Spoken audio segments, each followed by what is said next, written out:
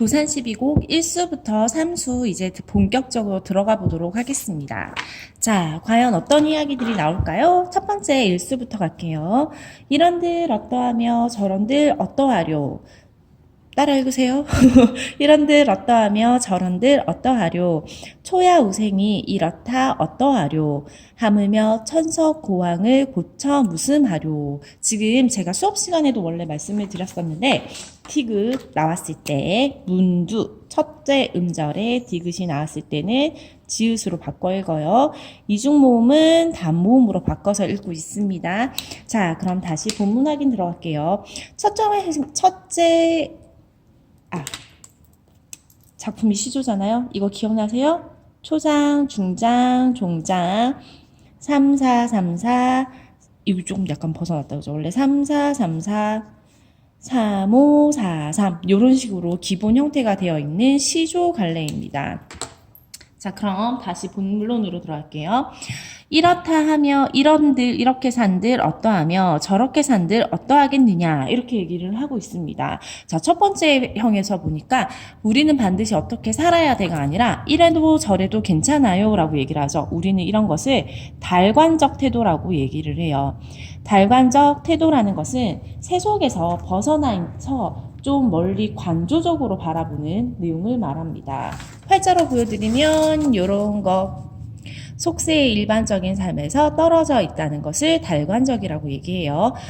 굉장히 많이 나오는 단어니까 한번 정리해 두시기 바랍니다. 두 번째는요. 이런들 어떠하며 저런들 어떠하려 있죠. 제가 여기서 표현법을 하나 보여드리려고 해요. 자, 표현법은요. 짜잔 여기로 써드릴게요. 대구법이라고 얘기를 합니다. 엄청 많이 들어보셨죠? 이 대구법이라는 것은 앞말과 뒷말에 비슷한 문장 구조를 반복을 하고 있는 것을 얘기를 하는 건데요. 이렇게 어조가 비슷한 문장을 나란히 두어서 문장의 변화와 안정감을 주는 것을 얘기를 합니다. 예를 들어서는 낱말은 새가 듣고 반말은 쥐가 듣는다 이렇게 하는데요. 여기를 사선을 긋게 되면 앞부분과 뒷부분이 같아지죠. 자, 보세요. 제가 편의를 위해서 기호를 한번 써볼게요. 문장 구조가 같아져 있는 거 보이시죠? 이걸 대꾸라고 합니다. 그러면 방금 본 문장에서 다시 확인을 해볼게요. 이런들 어떠하며 저런들 어떠하려. 앞뒤가 똑같은 문장 구조로 되어 있는 거 보이시죠? 대꾸법 한번 봐두시기 바랍니다. 다음으로 갈게요. 초야우생이 이렇다 한들 어떠하리요 라고 얘기를 합니다. 여기 밑으로 와서 볼게요. 초야우생이라고 하는 것은 시골에 묻혀 사는 어리석은 사람이라고 얘기를 하고 있는데 혹시 기억하세요? 이 작품을 쓰신 분은 바로 성리학계의 대가 이황 선생님입니다. 이황 선생님이 스스로를 초야우생이라고 얘기를 하는 것은 겸손의 표현으로 보는 게 맞겠죠? 초야우생은 겸손의 표현으로 보도록 하겠습니다. 계속 볼게요. 그러면서 이렇다 한들 어떠하려. 그럼 얘들아 앞에서 말하는 이런들과 저런들을 무엇을 얘기를 하는 걸까? 이런들 저런들 삶을 사는 두 가지 방법에 대해서 얘기를 하는 것 같아요. 이황 선생님은 벼슬길에도 올랐었고요. 그리고 자기가 끊임없이 공부를 하고자 하는 시골에서 학문을 하고 있는 학문의 길도 생각을 하고 있었습니다. 그러면 이런들과 저런들은 바로 이 두 가지의 길을 모두 다 이야기를 한다고 볼 수 있겠지요. 계속 볼게요. 초야우생이 어리석은 시골에 묻혀 사는 어리석은 사람이 어떻게 지낸들 이렇다고 지낸들 어떠하겠느냐 학문을 하면서 지내는 것도 괜찮지 않냐라고 물어보고 있네요. 하물며 이 종장의 첫 사문보 보이시죠? 얘는 뒤를 볼 때도 계속 반복해서 나타나고 있는 게 보이는데요. 시조의 고정적인 형식이라고 생각을 하시면 됩니다. 하물며 천석고황을 고쳐서 무엇하겠느냐라고 얘기를 하고 있습니다. 자, 천석고황이라는 단어가 나왔는데요. 이 단어가 어쩌면 바로 이 일수에서 말하고 싶은 가장 핵심어가 아닌가 생각이 듭니다. 천석고황이라는 것은 세속에 물들지 않고 자연에 묻혀 지내고 싶은 마음의 고질병을 얘기를 하는데요. 하는데요. 옛날 조선시대의 사대부들은 정계에 있다가도 경쟁 때문에 유배를 가거나 하게 되면 언제든지 자연으로 다시 돌아오게 됐었잖아요. 그래서 사대부들의 마음속에는 항상 이 후를 대비를 했던 것 같아요. 잘 나갈 때도 아닐 때도 이렇게 항상 노후를 뒷일을 대비를 할 수밖에 없었던 것 같습니다. 그런데 이 천석고왕이라는 것은 고사성어에 나오는 내용인데요. 자연에 묻혀 지내고 싶은 그 마음의 병을 천석고왕이라고 얘기를 하고 있습니다. 수능에서 굉장히 잘 사용하고 있는 유사 언어가 있죠. 연하고질이라고 하는데요. 역시 연하 뒤에서 언급할 건데 자연에서 묻혀 지내고 싶은 고질병 할 때 이 질 생각을 하시면 되겠네요. 그래서 핵심 정리로 넘어가 보시면 제재는 천석고 항 아니고 황이에요. 그쵸? 고쳐주세요. 황이고요.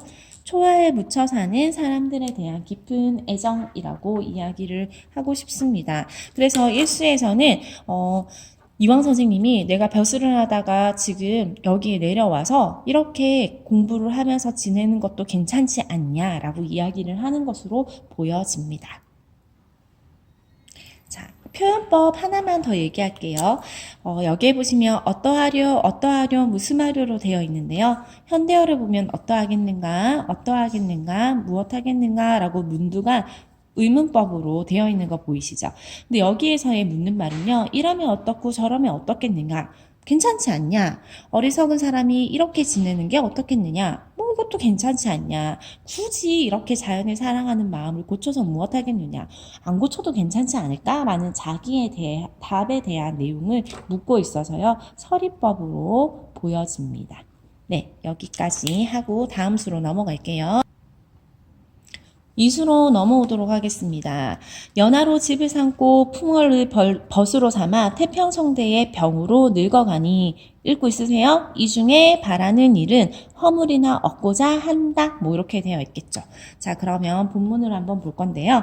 여기에 봤더니 연하로 집을 삼고 풍월로 벗을 삼아 이렇게 되어 있습니다. 조금만 깊게 가볼게요. 이 연하는 뒤에 보면 안개와 노을, 그 다음에 풍월은 그냥 풍월, 바람과 달 이렇게 되어 있는데요.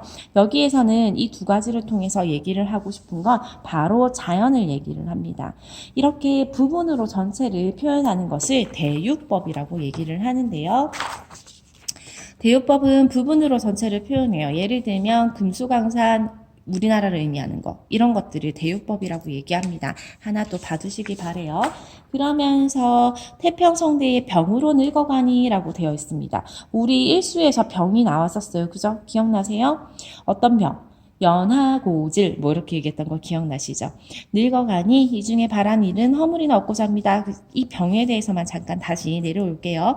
이 작품이 작가가 만년 70세 이후에 쓰여진 거잖아요. 노병 늙은 것으로 풀이를 할 수도 있고요. 아니면 초장에서 자연을 즐기는 화자의 모습이나 앞에 일수에 있는 내용을 미루어 볼 때 자연을 사랑하지 않고는 견딜 수 없는 이 천석고황, 자연에서의 병으로 늙어갑니다. 나는 이렇게 태평성대에 자연을 즐기는 이 마음, 이 병으로 늙어갑니다. 자연을 즐깁니다. 뭐 이 말이죠.